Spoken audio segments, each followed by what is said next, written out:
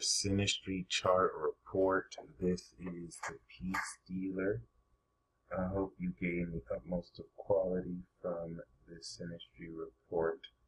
And we're going to hop right in this thing. Okay.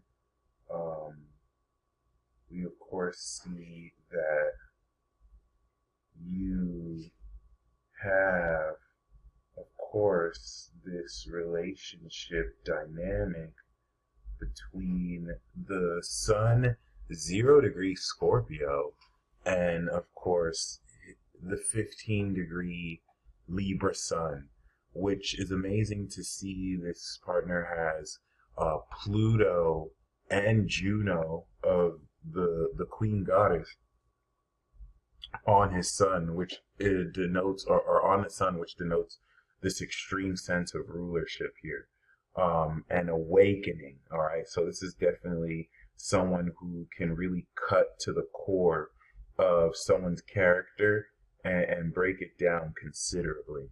Okay, so with that being said, we do also see that both of you being born within 10 years of each other influences the quality of course, the generational aspect, which is the first thing I like to look at. Outside of Sun and Moon conjunctions or oppositions, and in this case we see not only are the moon square, but with their moon being on your north node, we clearly see a destiny link. Okay, there we go. Interested in learning more about our node moon sun conjunction. So there we go. His sun, of course, is on your south node and the moon is on your north node. So that is a telltale sign of, connecting with destiny. And then if we now take into account the double whammy with his north node and Scorpio on your sun, that is once again one of the best ways of kind of proving that destiny brought both of you together, especially when we take into account that this is coinciding your nodal opposition and his nodal opposition and your nodal return. Really, really significant. And now that the node is returning in Aries, I'm doing this Synastry report.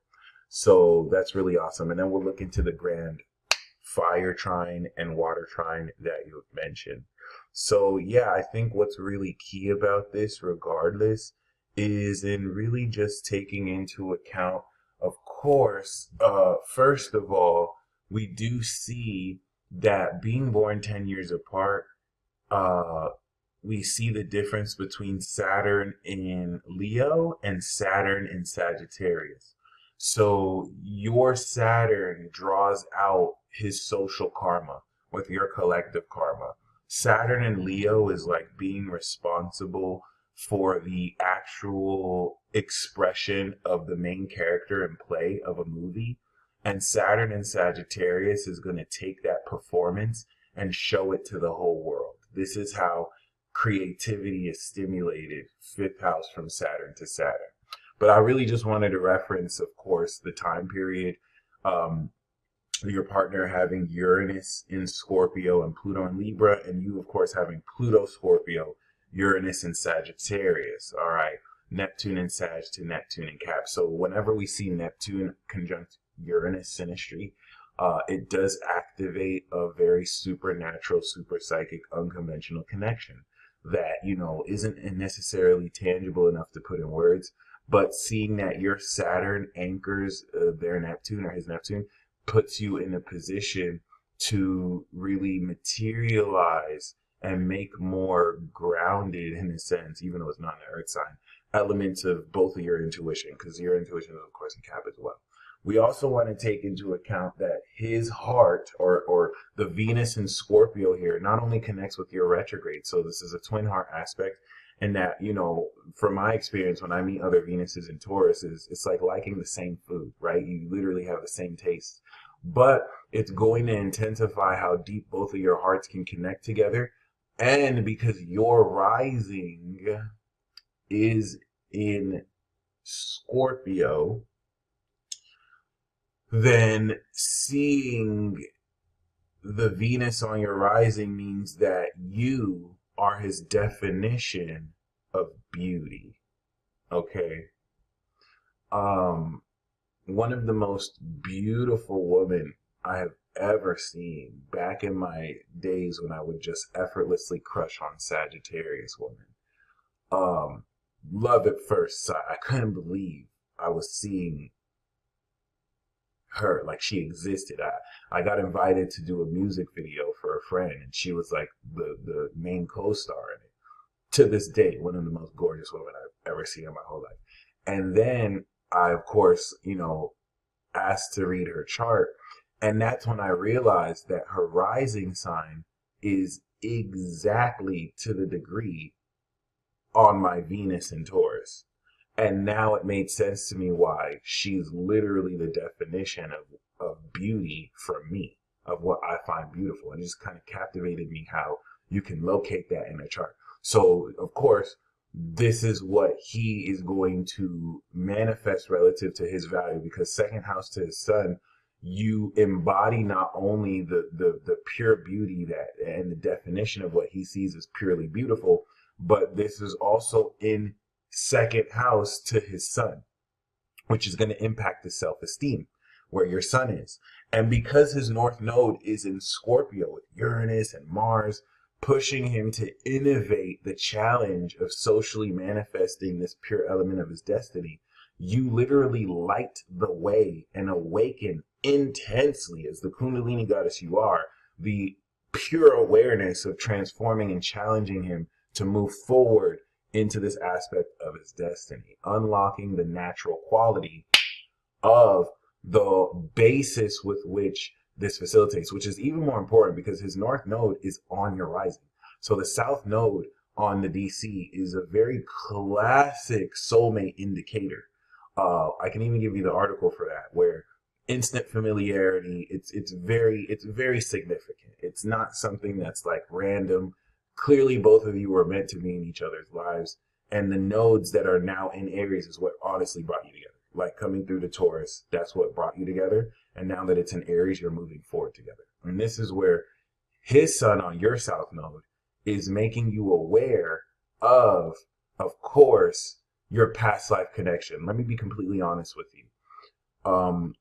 There's a Leo woman right now who I am completely infatuated with. Like I still haven't really met her in person, but we have been communicating a little bit, and synchronicities, blah, blah, blah. What I realized about her is that we were married in a past life. And I confirmed this. It was ridiculous. What led me to that realization is that she had her sun and Juno, you guessed it, on my south node in Leo. Pause for dramatic effect. So Kathleen, I can say confidently that this partner that you sent me their chart, you were married to them in a past life. Confidently, I can say that. Especially knowing that Juno is literally a degree away from the south node.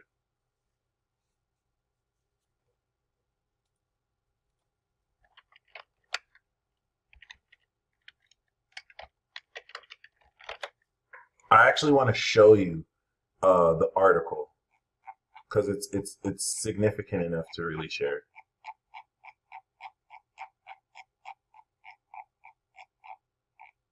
Because he also has the sun on the south node. So sun on the south node is also going to be he was in your past life, and then Juno is he was married to you in a past life. So it's double confirmation. Juno conjunct south node means there was a past life marriage or relationship party. And once again, from experience, I noticed it's not limited to one person. So I had this aspect with someone else, a Sagittarius woman, except my Juno was on her south node. And like, as I'm reading this in the chart, I didn't tell her this, by the way. She starts to tell me, why do I feel like I've known you before? Gave me chills.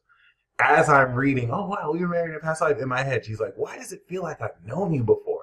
And then I had to tell her, that's because we were married. You know what I mean? So it's really amazing. Like, you have the people who you have the archetype with, but then there's that person whose Juno is to the degree on your south node, and I feel like that has more prominence. So I think that's the most significant part about the Synastry reading. you were both married in a past life. Pause for dramatic effect. It's just whereas you're challenging him to step more into his destiny, he's helping you balance where you are coming from into this lifetime. And his soul challenges you to move forward that authentic direction towards your destiny.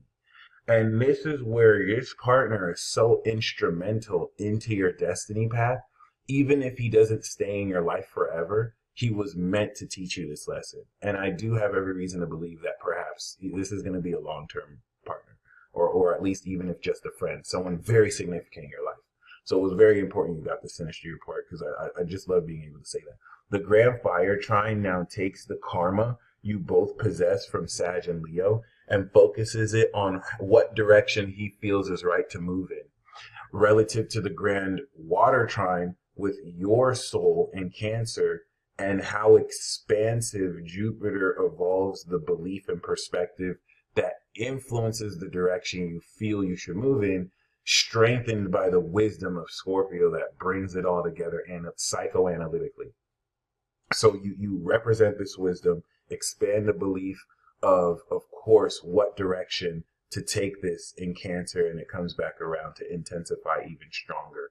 And this, of course, will impact him relative to the unconventional charging of his heart and stimulation of his heart. You telepathically and directly speak to his heart with, of course, your heart as well. But Pluto here adds so much intensity unconventionally, which can bring love at first sight feelings, love-hate dynamics, because your incompatibility actually makes you more compatible. This is one of those type of relationships where like the clashes are kind of necessary. Case in point, the moon Aries Cancer moon, the moon Aries Cancer moon connection clashes, but it's a necessary clash because, of course, both the cardinal aspect is going to function somewhat like a conjunction in a sense, especially because his sun squares your moon.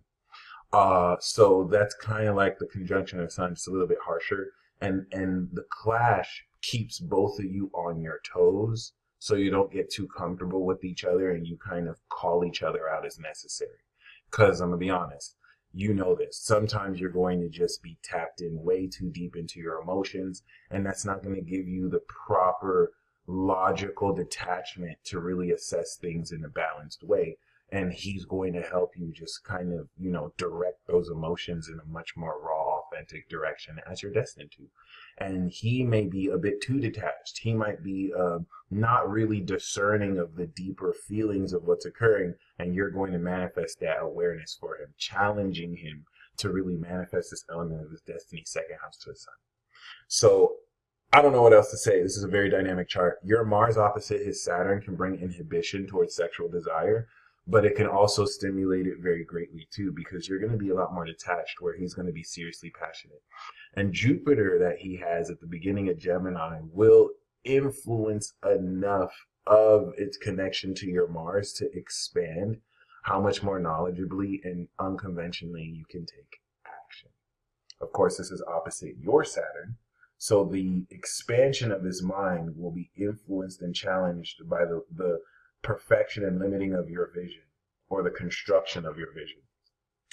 But the most important thing I really want to leave off on this reading is, for sure, both of you were married before. And this intense awakening of this dynamic with Pluto here reawakens a lot of his presence in your past to push forward. One thing I want to keep in mind, though, this is in your hidden 12th house. And if you've seen Hancock, like with the Leo lady that I referenced, who I was married to in a past life, her son is aware of these past life dynamics, but like they can act like they don't know. They can act brand new. And this happened in the movie Hancock, where Hancock didn't know he was talking to his angel wife who was married to another woman. Meanwhile, she was aware. She just kept it hidden. He's going to do something similar. I don't think it's mischievous or malicious. Maybe he just feels like once he's ready to be aware of, because it may not be as logical to him where you are going to innately understand it. So just be mindful. He is aware of this because he's aware of your South Node. So probably even more than you are. So you be mindful of that. You stay blessed as always. Peace. One more thing real quick that I completely forgot to mention in the composite chart. Both of you are composite Libra. Once again, on your south node and north node. So this relationship is 100% meant to unlock your destiny. There's no escaping this.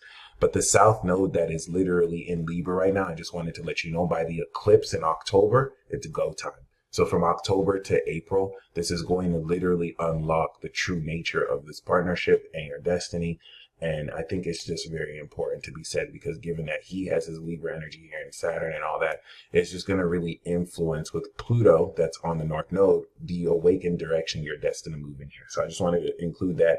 Both of you are true balance together. And this is super powerful, very karmic. This is a karmic relationship. But of course, because you were both married in past life, stay blessed once again.